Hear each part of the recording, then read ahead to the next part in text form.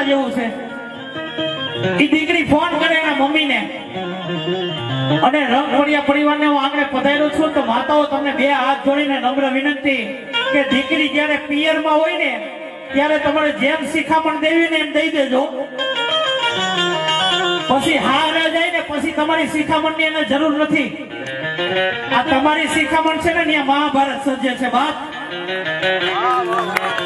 ખોટી વાત છે. આ મારા વડીલોને ખબર ન હોય, પાછળથી ફોન થતા હોય, દીકરીને અહીંથી ફૂંક મારવામાં આવે કે બેટા તારે આમ કરવાનું, તારે હાવું કઈ પણ આડાવડા થાય ને એટલે ફર ઉડાડી જ દેવાના. એટલે એવી ફૂંક મારતા હોય તો બંધ થઈ જાજો. અને બીજા નંબરમાં હું ફૂંકની વાત કરતો હતો.